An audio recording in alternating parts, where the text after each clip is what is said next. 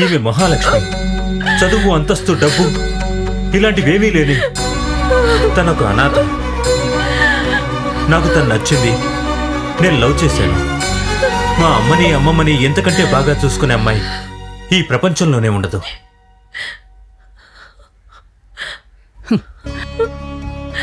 ఇది నీ నోటి నుంచి రావడం కోసమేరా నేనెదురు చూస్తోంది.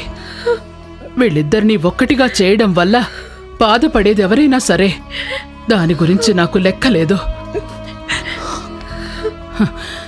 ఇదే నా నిర్ణయం.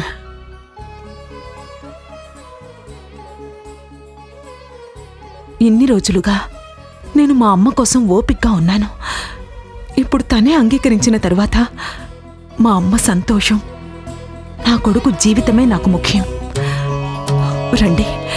మాంగళ్యం తంతునానేన మమ జీవన హేతునా కండే భద్నాని తుమగే త్వంజీవ సరదసదం సతమానం భవతి హతాయుం పురుషः సతేంద్రియ ఆయుష్యేవేంద్రియే ప్రతిష్ఠతి.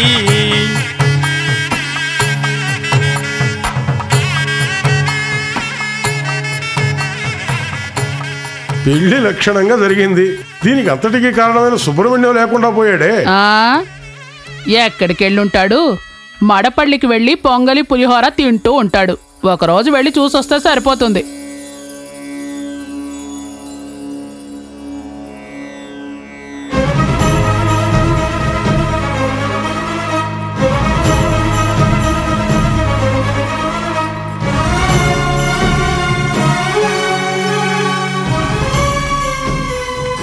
ఇక్కడ మడపల్లి సుబ్రహ్మణ్యమా?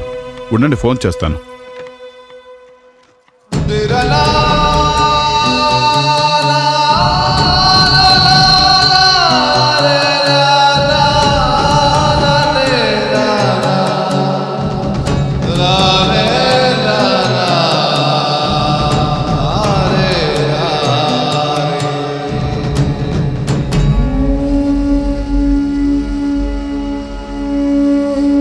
మీరు ఎవరి కోసం వచ్చారు?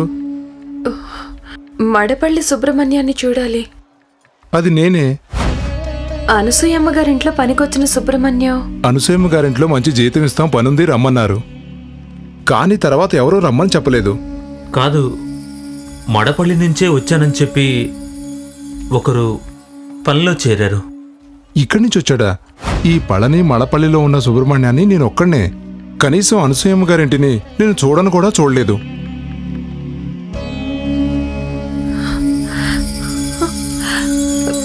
రండి.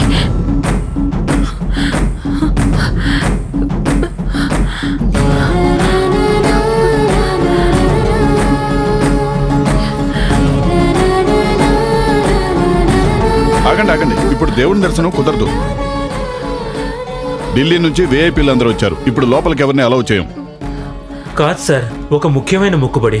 ఎంత ముఖ్యమైనదైనా లోపలికి ఎవరిని పంపించం. వెంటనే చూసొస్తాను సార్. ఆహా, అవకాశమే లేదు. లోపల విఐపీలు అందరూ దేవునికి పూజ చేయిస్తున్నారు. ఇక్కడి నుంచే దండం పెట్టుకుని వెళ్ళండి.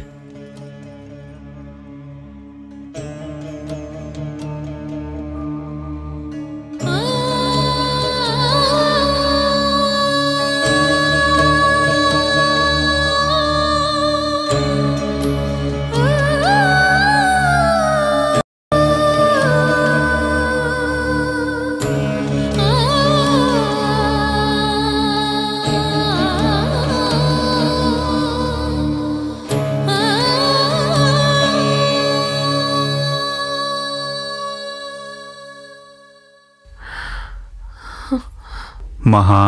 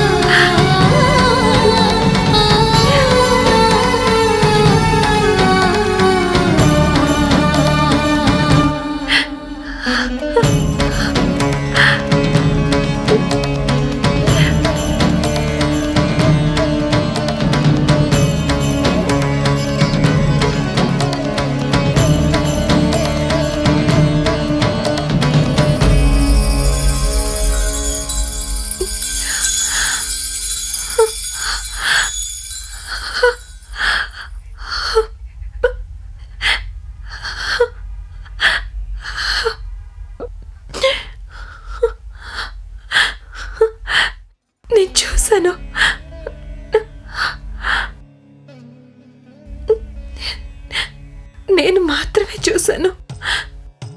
ఆ సుబ్రహ్మణ్యాన్ని చూశాను. ఆ సుబ్రహ్మణ్యం ఎవరనేది తెలుసుకున్నాను.